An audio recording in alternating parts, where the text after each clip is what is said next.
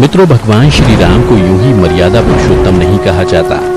वो ऐसे राजा थे जो न्याय करने से पहले सभी पक्षों को सुना करते थे, फिर कहीं जाके निष्पक्ष होकर निर्णय सुनाया करते थे।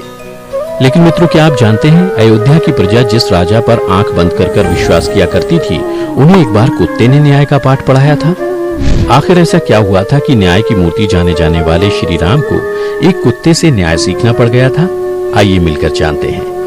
तो मित्रों, नमस्कार और स्वागत है आप सभी का एक बार फिर द डिवाइन टेल्स पर। श्री राम और कुत्ते से जुड़ा ये संवाद रामायण के उत्तरकांड में मिलता है। इसके अनुसार भगवान राम ने अयोध्या में ऐसी शासन व्यवस्था स्थापित की थी जिससे हर कोई सुखी था।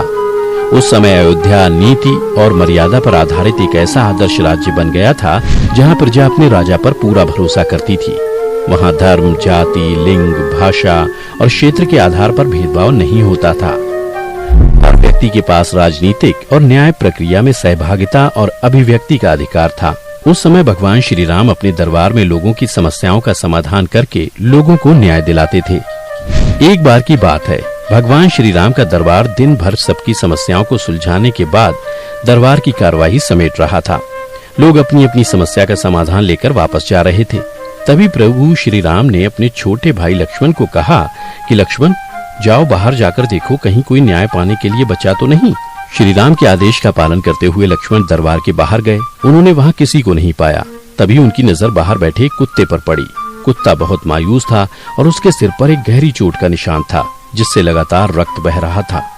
ये देख लक्ष्मण जी ने कुत्ते से चोट लगने और दरबार के बाहर खड़े होने का कारण पूछा। इस पर कुत्ता बोला कि मैं यहाँ अपने महाराज श्री राम से मिलने आया हूँ। मुझे क्या हुआ है और मेरी समस्या क्या है, मैं ये सब उन्हें ही बताऊंगा। कुत्ते की ये बातें सुनकर लक्ष्मण दरबार के अंदर गए और फिर प्रभु श्री राम की आज्ञा मिलने पर कुत्ते को दरबार में बुलाया गया। कुत्ता श्री राम के सामने आकर खड़ा हो गया और बोला, हे प्रभु, मैंने सुना है आप सभी के साथ न्याय करते हैं और मैं भी आपसे न्याय की उम्मीद लिए यहाँ पहुंचा हूँ। कृपया कर मुझे निराश मत करना। प्रभु श्री राम बोले,